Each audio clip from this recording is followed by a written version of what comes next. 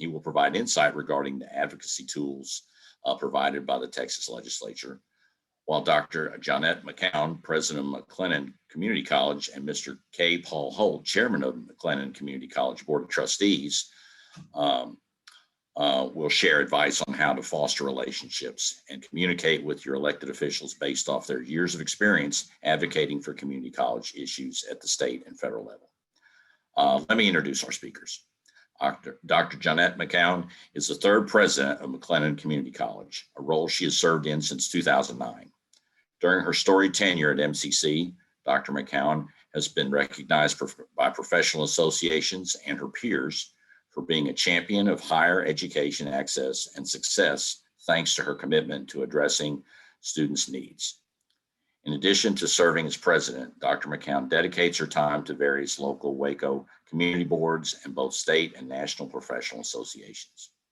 She has served as chair of the Texas Association of Community Colleges and was recognized with the Nelson Award for Community College Administrative Leadership for her service. K. Paul Holt is board chair of McLennan Community College Board of Trustees. Since he was first elected in 1999, Mr. Holt has helped MCC evolve to meet the complex needs of today's students. Because of his dedication to addressing community college issues, he was nominated and selected to serve on the Texas Higher Education Coordinating Board's Community and Technical College Leadership Council. Mr. Holt currently serves as president and CEO for the Central Texas chapter of the Associated General Contractors of America. As a result of his unbridled enthusiasm for service, Mr. Holt has become a prominent figure in and around Waco and McLennan County. Finally, Dustin Meador is Director of Government Relations at TACC.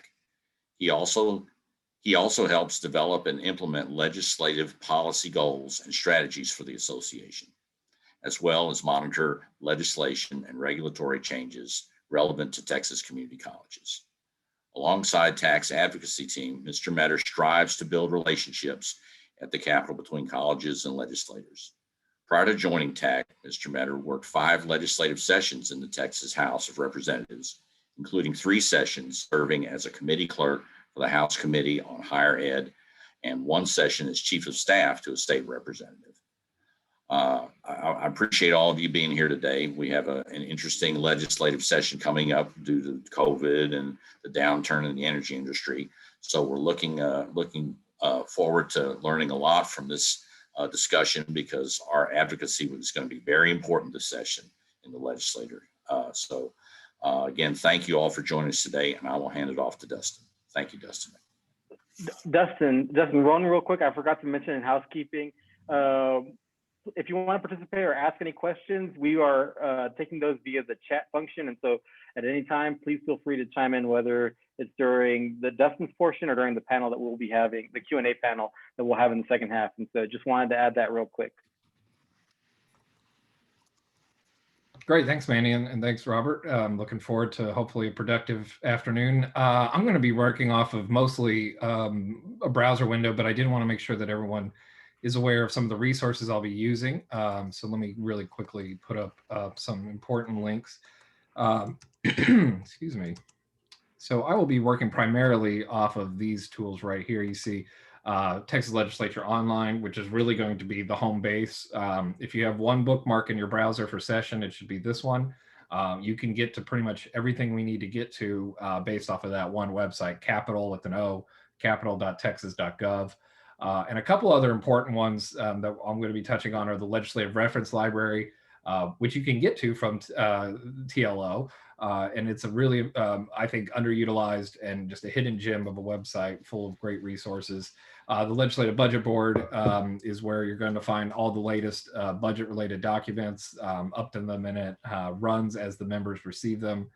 They traditionally do post them there, and I'll get into that. And then also our own homepage, which is full of great resources, and I'll be showing you some of those as well. Let me drop that. And again, I'm going to be, like I said, working primarily off of following along with the Texas Legislature Online, which is a public-facing free service provided by the state legislature, full of great resources. In my time working in the House, we had a version of this that was reserved for staffers, which was, really nice. And I've had to kind of get used to the civilian version, but I can tell you that the civilian version does have great resources. And unless you're willing to pay for Telecon or one of the other subscription services, you really can get most of your work done keeping in touch with what's going on in the legislature right here on the website. You see Texas Legislature Online, again, capital.texas.gov. So today I want to talk about this site, a little bit about the House and the Senate sites, which you can get to from here, how to find your member, whether that's a House member or a senator, also how to find out floor information when the House and Senate are meeting, when committees are meeting, and how you can watch those videos. Also, like I said, some of the other resources available here through the budget site and the reference library, and then some of our own at the homepage. So I'm going to start, like I said, with Texas Legislature Online. Get to know TLO as best you can. You'll see here it's kind of a wall of links, and it can be a little overwhelming, but there's so much good hidden gems within this one page right here. But as you can see, just going from top to bottom, different categories here, but right at the top, they're going to say every day whether the House and Senate are in session currently, and if they're not in session, when they're adjourned to. So you can see both the House and Senate are adjourned until Tuesday, February 9 at 3 p.m. for the Senate, 2 p.m. for the House. So always you can come here to find out when they're going to be in session next. The other thing that TLO provides that I highly recommend if you're going to be engaged in tracking legislation and bills is creating an account. And I have already created an account, but I'm going to show you anyway on the login. So I have it set to remember me and my password. But if you're a new user, you can obviously click new user, and setting up is as simple as providing an email address, a security question, and a password. And then once you have an account, it really does open up the full functionality of TLO for you. So again, I'm going to make sure that I'm logged in. Okay, I'm logged in. So under my TLO now as a signed in, you can use this to do the number of things you see here. There is a mobile version of this. If you're on the homepage, there's a link here, texaslegis.com.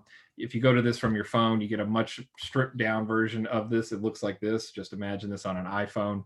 But if you're, on the fly, at the Capitol itself, in your office, on your phone, and you just want to quickly look up a bill or look up a schedule, you can do it from the online version on your phone. I'm not going to go too deep into the phone version. It's pretty intuitive, but if you do have questions, let me know. I'm going to be sticking to the desktop version for today's purposes. But when you're in your own TLO, and I'll start here, you can set up alerts, which are incredibly handy. You can set up those alerts for both a individual bill. You can set it up for a committee action or the floor action. And they will send you push notifications to the email address that you have set up with the committee. Now, for example, I actually have not set up new ones for the 87th session. So they will reset every new session. Committees technically go away and are reestablished. So you will have to go back and do this every time there's a new session, so every 2 years. But as you can see, you can set alerts for a variety of categories. Bills, so the budget bill is always going to be either SB 1, Senate Bill 1, or House Bill 1. So I'll set up an alert very easily for Senate Bill 1. You can put a comment here, appropriations bill. And then you can actually put a category. Do you want to get an alert every single time an action occurs? Or you can limit the email alert you get to simply enrollment passed in the Senate. And I'll get more into what these actions mean and what they are. The actions are basically the steps along the process for a bill becoming a law. And I'm going to go ahead and set it to any category. So I'm going to get an email alert when it gets posted for a hearing, when it gets out of committee, et cetera. So I'm going to set it for any category and add bill. But if I only want to know when it's posted for a hearing, I'm going to pick one that I've just been thinking about lately, House Bill 1027. This is a textbook related bill. I'll put a comment on here, textbooks. And then all I care about for this bill is when it actually gets sent to a committee, referred to committee. And this is a House bill, so it'll be referred to a House bill or House committee first. You see all these little parentheses H, parentheses S. That means it's a House action or a Senate action, or if it's executive branch, an E. So governor has taken action. But I want to know if this bill has been sent out to a committee. or scheduled for a hearing. So I'm going to just set it right now for referred to committee and add that bill. So I'm going to get an email alert when that bill gets sent to committee. And that's when I know that it's really moving through the process. And then you can always come here. My alerts will tell you where you've had alerts. I don't have any today, as you can see. Calendars, this one will really matter more when the House actually gets going and the Senate gets going. A calendar in a legislative nomenclature is the schedule of bills that they are intended to take up on a given day. The House calendar is much more informative, we'll say, than the Senate calendar. The Senate has a process that I could perhaps spend some time on later about intent. But the House, they do post a regular order of business of bills that they will take up on a given day. And I can set up alert when a chamber sets a calendar. The other notice here is committee. Right now, we do not have or House committees. Only Senate committees have been appointed. Eventually, House committees will be appointed. But all the same, in all likelihood, these committees are not going away. So I'll go ahead and set myself an email alert for any time that higher education in the House does something, or higher education in the Senate does something. Finance, that controls the budget. That's a really important committee. So I want to make sure that I'm aware of any time finance maybe posts a hearing, et cetera. And then on the House side, that would be the Appropriations Committee. So I'm going to go ahead and set up these email alerts. Now I'm going to get email alerts anytime those committees do something. If you really are a nerd and you care about committee minutes, as I do, this is where you could set up an alert to know when minutes are posted. Under the rules in the House, minutes have to come out 3 working days after a given hearing. But to be honest, the general public can glean very little useful information from committee minutes. They are a requirement under the House and Senate rules to be occurred. Every hearing does have to have minutes, but they are almost exclusively looked at by people trying to find technicalities to kill bills. The minutes, really only let you know what bills came up on a given day. You don't actually get any substantive remarks like Chair X said this or anything like that. You don't even get a full witness list. That's a separate document known as the witness list. And then you can also set alerts for subjects. If a bill that is related to a given subject, higher ed, your particular college, you can set an alert to get a bill anytime, or get an alert anytime a bill with that subject pops up. And you can only do 15 subjects. And then adjournment. So this again is really so under the rules in both the House and Senate, with some exception, committees can't meet until the House is adjourned and the Senate. So late in session, when the House and Senate goes well past 2 o'clock in the afternoon, 3 o'clock and into the evening, a lot of times you're sitting around waiting, like, when is this committee going to start? And I have to wait for the House to adjourn. So it's sometimes helpful to have these email alerts to let you know that the House and Senate have adjourned. So I'm going to set those up for myself while we're here. So those are your basic TLO alerts for bills and individuals or for committee actions. And then I want to just kind of give you some examples historically of what you'll receive when you look at those. But that's how you become an engaged TLO member and how you can get these alerts sent straight to your email and in all likely your phone. So back to the TLO main site here. You have here the House resources, obviously, and Senate resources. From here, you can go to the House website. I'm going to open in a new tab. And this takes you to the House website. Now, the House and Senate operate independent websites. They look very different from each other. They have different types of information. They're not consistent, surprisingly, across the 2 chambers. But resources on the House and Senate sites include finding an individual member, finding individual committee assignments. Again, there are no committees assigned yet, but you can also find minutes, handouts, previous session committee information, all that great stuff there. You can also find the video.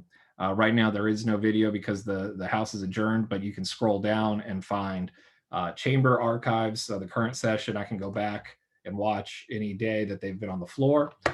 You can find a particular hearing. Again, there haven't been any hearings this session, but I can go over to committee broadcasts and find historical. They are listed in the order in which they appeared, but you can also search higher ed or search something like that. Occasionally there will be other types of video, like a press conference, like when the speaker announced that he had the requisite votes to become speaker. Those show up here under the press conferences. And then additionally, you can get straight to these video websites right here on video broadcasts. It'll take you straight to the video broadcast page on the House, and similarly to the Senate one, which looks a little different. But those you can easily access there. Now, if you want to find information related to your particular member, you can, if you don't know who your member is, you can put in your address right here, and it will tell you all your elected officials, including your House of U.S. Congress members. There's also a separate link. It looks like this. It's a really useful tool to figure out who represents you. But assuming you know who your members actually are, from the House website, you can go to your member. You can browse either by district. It defaults to alphabetical order. I'm just going to pick on Doc Anderson. You can click on individual members, assuming your web page goes a little faster than mine. It will pop up. The biography is totally optional. Sometimes members have them, sometimes they don't. Any press releases from the member's office comes here. But importantly, where they physically are located in the Capitol, where they are located in their district, what committees they are assigned to. Right now, we obviously have no committees. And then you can very quickly see which bills they've signed on to, and you can see their district map, which pops up as a PDF eventually, and we'll show you what their district looks like. On the Senate side, it's very similar. You can find your senators, members here, full directory, and same thing. I'll pick on Brian Hughes. There's, as you can see, looks a little different, but you'll see their capital address. Senators typically have more than one district address. And then again, committee makeup, analysis of their district. And you could also find bills they filed by going through this one. So that is, in a nutshell, the two respective chambers websites. Eventually, going to the House website again, you'll find things like the House rules. The House rules have been adopted. I believe if I click on this, we're going to get, right now, it's just this very lo-fi version of the rules. But eventually, that will be converted into a nice PDF rule, and that's where you'll find it. The Senate, they, despite common perceptions, they do actually have rules in the Senate. But they're a little less detailed than House rules, but they are available also by coming here to the Senate website. And I don't think they have theirs posted yet either, but once they've formatted the newly adopted rules, that's where they'll land. So again, going back to the home page, everything that I just described, you can usually find from the home page. Again, committees are posted here as well. So committee meetings, you can click here and go straight to upcoming, and it'll show you these are the meetings that have already been posted. And so the Senate, by virtue of already having organized their committees, are getting to work. And so I'm going to pull the Senate Finance hearing from February 8th. This is when they're going to do their initial look at the budget. So every committee, every meeting that gets posted has to have a notice that comes with it. If you set up an email alert, you're going to get that text of the posting directly emailed to you in the body of your email. And this is a committee posting. It's what it looks like. They all look like this. House and Senate look pretty similar. They're usually going to have the same information. Notice of public hearing. There are different types of meetings the legislature will engage in. Public hearing is the most common. It's the one you're probably more familiar with, where they take testimony. They're broadcast on the internet, and they do have to post within a certain amount of days to be in compliance with open records. But there are these other type of meetings I'll get into in a moment called formal meetings. These meetings occur typically at the desk of a senator on the floor of the House. And these meetings are not broadcast or recorded publicly, but they do have to occur in a place commonly accessible to the public. So you can, if you're like me and a lobbyist, you can walk up and watch them in real time. But you won't find any recording of it other than the minutes, which, as I mentioned earlier, are a little thin on details. But those are where the formal meetings are, where a lot of the bills actually get voted on. It is common for them to hold a hearing on a bill, take testimony, and then do the voting at what they call a formal meeting. So you'll notice, and I'll show examples later, if it's a formal meeting, it'll say up here, but if it's a public hearing, it's a public hearing. And the other information that comes with the posting is the type of committee, date and time, the location, and who's the chairperson. And then within the body of the post will say what they will be doing. So this is an organizational hearing. There will be no public testimony allowed, and they're going to be considering SB1. And once a committee formally posts for a bill, that makes that bill the committee's, and that's really inside baseball. I can get to if you're interested, but so this committee now has possession of Senate Bill 1, which makes sense. It's the Finance Committee. But if a bill gets referred to a committee, it could theoretically get moved to a different committee unless they've taken action on it, and then it's that committee's. Otherwise, it has to go all the way back to the start of the process. But this committee now fully in possession of this bill and will start to take action on it on February 8th. But I want to kind of transition then from the type of meetings and everything that has to do with that, and then get along to bill tracking and actual how we can get engaged on the bills. I'll just stop really quick, just make sure there's questions. And Armin, yeah, we do have a list of bills that I'm tracking. I know we make it available to our presidents through the portal, but by request on email, I'm happy to share with anyone who wants to see what we're tracking. And no other questions, I'm going to move on to how you can set up your own bill lists. Not that you don't want to look at ours too, but you can easily set up a bill track list on your own, and you may have interests beyond higher ed, believe it or not. And so you might be curious to see where some other bills are going. I don't know why, but perhaps you want to know about property tax bills or things like that. And I'll show you how to do that next. But before I get into the tracking and the searching, because I think it is important to look at the elements of a bill. So I'm going to use a previous session bill as an example. You can search here for bills, either by word or phrase, or by bill number. I recommend bill number, it's usually easier. But you have to know what you're searching within. So these are the legislative sessions going all the way back to 1989. Anything before 1989 is still available, but you have to go to the reference library to find it. Believe it or not, you can find PDF versions of bills and committee reports dating back to the very first legislature in 1845, if you're really interested in that stuff. But I'm going to look at not this current session, but last session in the 86R, and I'm going to look at Senate Bill 25, and I already got it pulled up here. So Senate Bill 25, I picked because this is a bill that went all the way from the beginning to the end. It got through the process. It was signed by the governor. And as you see here, last action, that means the last thing that occurred to this bill. And this bill was lucky enough that its last action was effective immediately. And that is the end of the road for most bills. So this is what a bill's website looks like. If you look up a bill on TLO, it'll bring you initially to here, and then there are tabs with other elements here.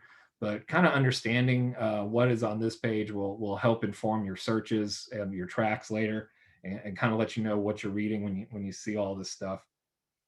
So the main homepage on a bill, again, if you have your own TLO, as I do, you can set up bill lists. And right now, and this is again going back to the 86 session, these are all the categories I set up last session of types of bills. Transfer of credit, campus activities, you name it. I just have a miscellaneous for other stuff that fits in. You can set up these lists pretty easily. If you go to my TLO bill lists, and let me go back to my current session. Right now, I'm just using one major place to dump all the bills, and then I use a proprietary system to sort them this session. But I can easily set up a bill list that is funding bills, and then I can go add SB1 to it, and then it'll add that. So create, let's say, and then let's say I look up Senate Bill 1, which is the budget, and I want to add that to my bill list. So over here you see add to alert, add to bill. You can add it to, suddenly get yourself some push alerts, but you can also add it to your list. This window pops up, and I only have 2 lists. And right now, the TACC watch list, I guess I didn't hit save, so I only have 1. My TACC watch list is my existing list, so I hit OK, and now it's added to my list. So I'm going to go back to my bill lists, and when I run it, you see all the bills I'm tracking, and SB1 is now going to be somewhere in the mix. So that's what my bill list looks like right now. But let me go back to bill lists and back to the last session to use as an example. Now, in the SB 25 bill that I was looking at, I've already added that to lists. It's already gone all the way through, but let me pop it up again.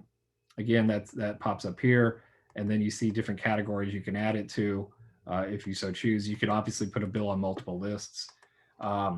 So again, this is what you see when you look up a bill. The caption version tells you what version of the caption it is, as you might assume. So the caption is this: related to measures to facilitate the transfer, academic progress, and timely graduation.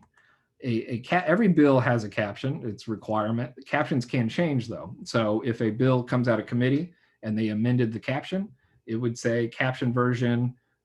Like enrolled is the final version, so this is the final version. But another bill might say caption version introduced, caption version substitute. So this is an enrolled, and enrolled means it's gone all the way through the process, and that's the caption you're reading. Obviously, an author is the person who's the primary author of the bill. In this case, it's Senator West. But a bill can have a co-author and also a co-sponsor. So a Senate bill that travels over to the House must have a sponsor. In this case, it was Chairman Chris Turner. But you can then add, with no limitation, any number of co-sponsors you'd like. So all of these House members decided to sign on to Senate Bill 25, and on the Senate, all these senators signed on as co-authors. Now, the next part, and this is going to play in when I start getting into how to search for bills and search for criteria, is subjects. So the state does tag bills with multiple subjects, and I'll show you in a second where the subject listing is. There are I think literally thousands of subjects that you can pick from. This one has been flagged as education, higher, admission and attendance, general, which is the catch-all list for all higher ed, institutions and programs, junior college district, which is one that we're going to want to make sure that we're well aware of. It's the easiest way to find bills that touch us, is searching for those junior college districts. And then curriculum, and then the coordinating board as a state agency. All these are listed. Now, I will say from experience that the subjects, like if I file a bill tomorrow as a member, it won't necessarily have every subject correctly tagged after a day. And I've noticed over time, sometimes subjects they retroactively add them later. So just keep an update on bills that get tagged on these topics, because they do sometimes incorrectly and then go back and fix it, or maybe realize that they left some out. And so these subjects do change. And then the last two pieces on this are what committee it was sent to. Both of these, as you might assume, were referred to the Higher Education Committee. The status means whether it's in or out of committee. Out in this case means it's been voted out. And as you see here, the vote on how it went. This passed unanimously in the Senate, and in the House, it was almost unanimous. There was 3 people who were absent, but of those who were there, it was an 8-0 vote. You can also find the record of who voted which way in the committee minutes. So that is one useful function of the minutes, is it will give you the detailed who voted which way. That's also available in what's called the committee report, but that is how you find it. Now, the next part here is where it gets a little complicated, but these are the actions. So if you're loosely familiar with the process of how a bill becomes a law, the Schoolhouse Rock version is pretty relevant still for Texas. But as you know, bills are introduced in either chamber. Then it requires that the Speaker of the House or the Lieutenant Governor, in the case of the Senate, then refers that bill to a committee, and then the committee either takes action or takes no action. And if they take action, they either vote it out or they don't. If they do, then that bill travels to, in the House, a calendar committee to be set for debate on the House floor. And in the Senate, it also goes to, depending on the type of bill, what's called an intent list. And the Senate gets a little bit weirder, but the easiest way to describe it is the Lieutenant Governor gets to pick which bills are heard on the Senate floor, with some input from senators. They do have a threshold. No bill can reach the floor without now 18 members of the Senate agreeing to hear the bill. The House looks a little different. They use a more rigid calendar process where the Committee on Calendars will set a list of bills for debate. That list is rigid, and it takes a 2/3 vote to go out of order, and it is incredibly rare that they go out of order. So they almost always stick to the order on the calendar. And I'll get to how that works a little bit later. But so this bill, being a Senate bill, started off by being received by the Secretary of Senate. It was filed, and then it was read for the first time. In Texas, we have a constitutional requirement for what they call 3 readings. And the phrase, it goes back to a time where, believe it or not all legislators were literate. And there was actually a hard requirement that all bills be read in their entirety out loud on the House or Senate floor so that you didn't slip anything past the people who couldn't read. Now they just read the caption. There's not a requirement to read the whole bill. But a bill does have to be, quote, read for the first time. And what that means is they read the caption out loud, and then they say, Senate Bill 25, related to measures to facilitate transfer, is referred to the Committee on Higher Education. That bill then lives in committee until it comes out. And if it comes out of committee, it gets what's called a second reading. And you see that here, skipping past all the committee action, you get read a second time. In the Senate, they traditionally suspend the requirement that a bill be read on 3 separate days, and they will do the third reading that same day. The House traditionally does not do that. They will vote on a bill on the second reading. Second reading is really where the rubber meets the road. That's where amendments are added. That's where the true negotiation on the House floor occurs. And then the bill passes to third reading. And then the third reading vote is the true record vote. But there's limitations on amendments. And it's usually just, final passage and less fireworks. So you're not going to spend a whole day on third reading on a bill. You spend a whole day on the second reading. Third reading is usually when you come in and make it a record. Now, constitutionally, under the Texas Constitution, the third reading vote is recorded.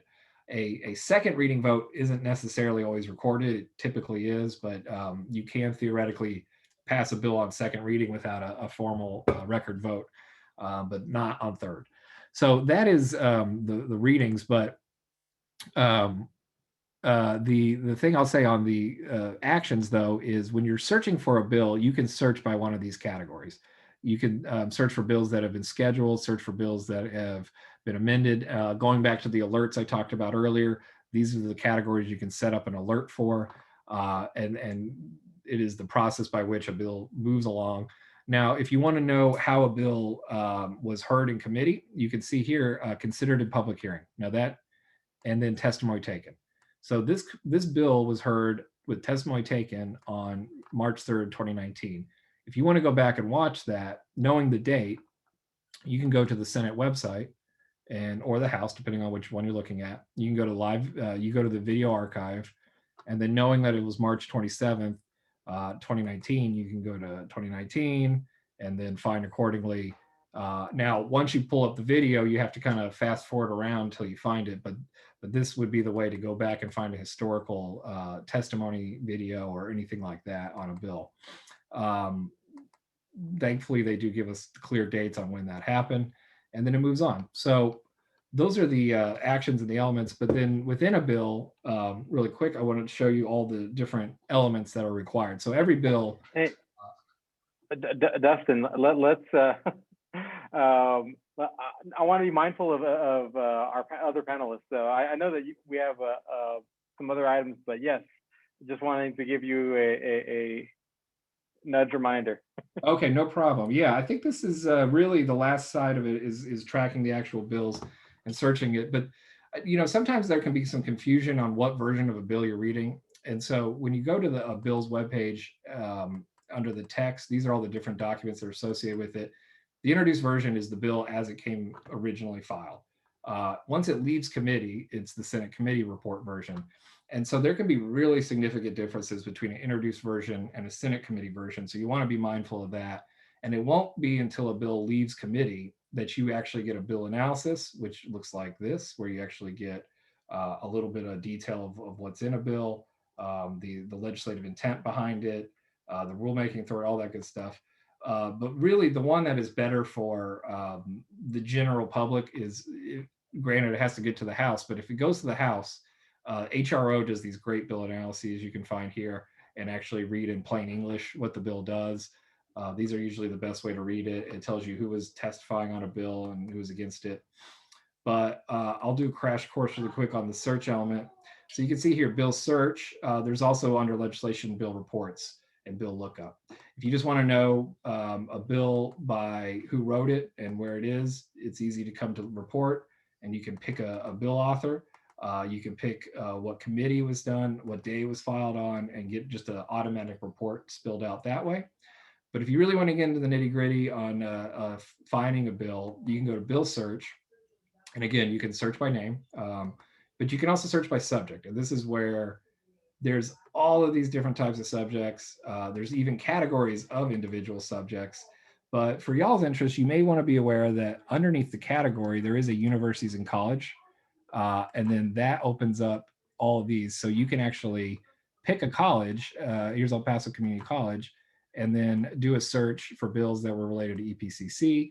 And there were none in 2019, so there you go. But for most higher ed, you're going to look under the general subject index and then under E. So higher ed, H comes second. You got to just go to E. So there's all these education categories: education higher, education primary, junior college districts, all that. Now, community colleges, oh, and by the way, you can actually grab multiples and just, I'll just grab all of these and throw in the districts, move them over here, hit OK, and then voila, I'm searching. There's 319 bills. Now, this was last session that touched on one of those subjects. You can make it an and/or proposition. It could be all of those subjects or just one of many. You can also search whether the bill went to higher ed, what committee it's in, and whether it's in or out of committee. And then those actions I described, whether it's out of House, out of the Senate, you can search by action there. And then you'll just want to be aware of what you're searching for. A joint resolution is a constitutional amendment. A B is a bill. And then these, they're not highlighted for a reason. They're typically celebratory resolutions, congratulatory resolutions, that kind of thing. And you really won't need to search those. But that is the search. And another thing you can do if you have a profile, and let's say I want to search for El Paso Community College bills, and I come over here or all these categories and I search, and now today there's 85 bills that fit, all that criteria. But I want to come back and do this, but I don't want to have to do it every single time. You can save a search and then it'll save to your profile, and then you can come back and run that search every day if you want to see if any new bills got caught up in the sweep. And I know that was a whole lot in a really fast amount of time. So I'll just say that, I'll just make a plug. Legislative Reference Library, great stuff just for good readings. They usually pick stuff that's relevant to current documents. You can find deadlines upcoming for like when the floor is going to end. You can actually search statute by which bill created which law, all of that. Highly recommend the Legislative Reference Library. They do have news clipping service, etc. But that is it. I will stop there on legislation and kick it back to Manny. Thanks, Dustin. I always enjoy these conversations. I know that we get into the weeds, and I think it's safe to say that your doctorate is in the legislature. And so I appreciate the expertise that you bring. I know that you're always a reference and resource if anybody has any questions regarding any of those tools, the process, you name it. And so we're very fortunate to have you. So thanks for sharing that with us. Really, I wanted to use the rest of this time to serve as a Q&A. Now that we have an understanding of tools that are available in terms of how to be informed advocates regarding the process, tracking, monitoring, viewing, etc. We have two guest panelists who are experts in kind of how to then implement that in terms of advocacy meetings, meeting with that legislator or staffer, how to communicate the message and how to be effective in terms of being successful in articulating some of the challenges, issues, solutions that we're trying to convey when it comes to the legislature. And so what we're going to do is next, remaining time that we have left on this webinar, I will ask some questions of our panelists please feel free to share your questions that you may have with regards to how to conduct meetings or how to successfully manage a relationship between yourself and your elected official. But I'm going to open up by first asking a quick question to both of our panelists, and feel free to whoever wants to take lead. But the nature of elections, the nature of the Capitol, we often see turnover, whether it's new trustees trying to connect with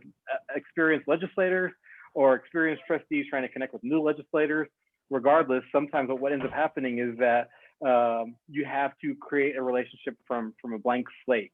What advice or tips do you have for trustees or presidents who are hoping to create and build a relationship with an office? And again, whoever wants to take lead on that question, please feel free.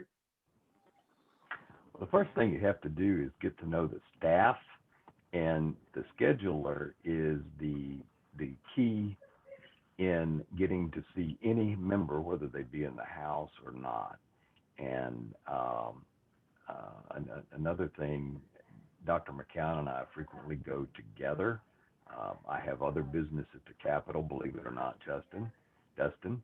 And so I work with several more legislators than just the ones that cover McLennan College. But creating a relationship with the scheduler and also with the staff members that cover that particular topic are very important. You don't always get to see the legislator, but if you can communicate with the assigned staff person, that gets you moving in the right direction. Oh, I think you're on mute. I know, I was trying to be a good steward.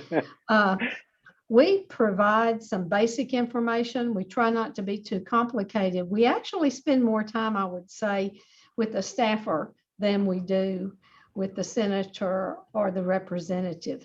And one thing we do before the session starts is, and many of you do that too, we host the representative on campus, not during the session, but we have to schedule it pretty carefully. Sometimes I've had a senator talk to a group of students. Recently, we had a senator between Hill College, Navarro College, and McLennan, so that we were all together and we could support each other. So we do a variety of things like that, but the main thing is to be respectful and to realize that the staffer can be our best friend in relaying the message to the senator or the representative. Thank you. I think that's some wise words. I believe Speaker Phelan actually said in his speech, be careful, treat the staffers well, because you never know, they might end up becoming speaker someday. And so you may be speaking to a future speaker, who knows, but some definitely great advice. So when communicating, again, with whether it's a new member or maybe a new staffer, or maybe it's an experienced staffer, but sometimes we have complex issues. Sometimes it requires getting into the weeds or conveying, complex policy solutions. What advice do you have on how to communicate, again, complex, nuanced issues with members or staff who may not understand kind of the difference between enrollment versus headcount, or cost of attendance versus tuition, and things of that sort? I mean, do you have advice on how to communicate sometimes complex issues? Well, we do take fact sheets and we do keep it simple and not try to deal with multiple large issues at the same time. And another thing that goes without saying is to thank the representative or the senator for the work they've done before. It's continually do that. We do that as well. But we try to keep it simple, and we like to leave a simple sheet that shows what we've said. So they have something in their hands. But again, we spend more time really with the staffers. It's more of a greet and meet session oftentimes, not always, but oftentimes with the representatives and the senators. Yeah. Reminding a representative or a senator what they supported last session is a great way to build rapport. As Dr. J said, having that one pager, or certainly no more than a duplex page, is great. Follow up immediately with that same page in a PDF format in an email and a thank you note. I would also say, just don't be afraid to say you don't know and that you'll get back to them. It's better to just say, yeah, I don't know the answer. I'll email you tomorrow, or I'll have Dustin email you tomorrow, because it's better you tell them that than give them a wrong or a guess. And so don't be afraid to say, that's a good question. I don't know. I'll get back to you. Well, and that's true. And we have staff, I mean, in Dustin and Jacob, to handle those detailed issues. We can stay on the civilian level. But chances are the representative is going to have help from the staffer to get down into the weeds to deal with those minute details. So based off of your experiences, what are some frequently asked questions that members or staffers typically ask of you? Or are there particular data points or stories that members like to know about or emphasize, or that you like to emphasize whenever you have meetings? Again, what typically, and I know each member is motivated by different issues or interested in different topics, but generally, are there certain things that you advise folks to at least have a rough idea of as they go into a meeting? Well, I think that for sure we need to have the questions ready with the trustee and the president. One, I just heard from one of my colleagues, it's really important for us to be going together, because they expect us, we're the hired help. And our trustees are, they're elected officials as well. Yeah, there has been a change. Our second president didn't feel the need for any of the trustees to assist in working with the legislature. And that's one of the things that Dr. McKown and I have enjoyed doing together. Create a relationship with the staff, have something that they remember. I like to bake, I like to eat, and I've been taking loaves of fresh baked cinnamon bread to staff members on the Hill since the 90s. And it's to the point where, again, I have a life in construction in addition to community college, but those two work together, and those folks remember both areas. And they also remember that my wife is down there with the Texas Dental Association. And so they'll hit her up for bread and ask, hey, is your husband here? And that creates a relationship, a rapport. If you're someplace that has kolaches, or you bake cookies or something, take something for the staff, just a nice little thing. We can't do too much, or it has to be reported, but it's something simple that helps them trigger your memory in their minds, and that goes a long way. They want to know how it affects their college in particular. We can go with the TACC message or the CANT message, but they want to know how it affects them. For me, I spend a lot of time with students, so I often talk about how it affects a certain student. Like today, I was talking to a student, and so the money's very important to him. If it's an undocumented student, being able to pay in-state tuition is very important. Not all of our legislators are going to agree with that position, and so what my senator will say, I know we don't agree on that, but you're respectful to me. And so I think that's really important, that we're respectful even when we disagree. Yeah, I would also add that the number 1 and 2 question that I probably get from staff are your enrollment and your tuition. So I would just be ready with those. And so yes, those are some straightforward kind of data points that you can pull from that shouldn't be too nuanced or difficult and easy to explain. Having those stories about direct impact from a student or faculty, staff, also carries a lot of weight. And of course, if you can do baked goods, you might have some staffers doing the Texas two-step where they're going from Cape Holt to his wife in terms of getting double dose of bread. But we may be limited on that solution, at least during this legislature. But that's definitely going above and beyond. I know we're running short on time. I wanted to give one more question, and folks, if you have any questions, please, we can make it time for maybe 1 or 2 more. But occasionally, legislators will take a stance against a particular item that you're advocating for, or conversely, may ask a president or a trustee to register in support of a bill that you may not agree with. In the event that this occurs, how should trustees or presidents approach these conversations? And again, I know that Dr. McKown, you referenced, in-state tuition. Is there anything else that you recommend or suggest or often see pushback on, and how would you navigate those situations? Well, sometimes it's the property tax issue. It just depends on, what's going on. Or I have a legislator that supports another education institution more than ours. So I'm always positive about them as well, because it doesn't do it's not good to do that, but I'm always honest with them. I think being respectful, and sometimes I've changed minds. One of our congressmen, I changed his mind on the Dreamers, and he became an advocate. So I was excited about that, because he saw the facts. If you get one who listens to the facts and they see the people, we see the faces of those students, and we know they make a difference in our community. So.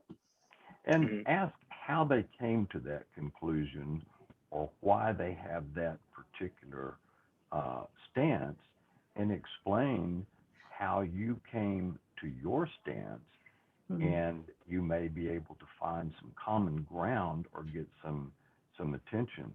And Dr. J is exactly right. Our former congressman absolutely took the hard line against Dreamers and turned around and campaigned for them the last 2 or 3 sessions. They retired, so we've got a new congressman that we're going to have to work on, and that's life. There's turnover. Yep, new faces, but the work remains, important, and we continue on. Any final words of advice for panelists regarding how to conduct successful advocacy meetings? I think it's about being kind and developing relationships. And again, Mr. Holt talked about the staffers. They become our best friends. And we can, just being kind, developing relationships with all of them, I believe is very important. Absolutely. All right. Well, I know we're at the top of the hour. And so I appreciate you all for participating in this webinar. I'd like to thank our panelists, Dr. McKown, K. Paul, Dustin, Robert. You all have been great in sharing your expertise. I know that we could have made this a very long conversation, and we're more than happy to continue on offline and other venues. But again, thank you for serving as excellent panelists on this topic. For the behind the scenes work, I'd like to thank Dr. Christy Short and Dr. Cynthia Farrell again for serving as great thought partners and putting together these webinars. I'd like to thank Ellie Rodriguez and Kara Glancy for the outreach and logistic support.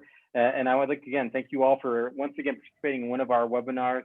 The next one will be March 4th, where we'll be talking about some workforce programs and how to successfully launch those at your institution. So one last question, will this be available for review again? This has been recorded. We will share the slides and the video recording shortly. And so thank you again for your interest. And we look forward to seeing you at the next one. So I hope you have a great rest of your Thursday. Take care. Bye. Bye.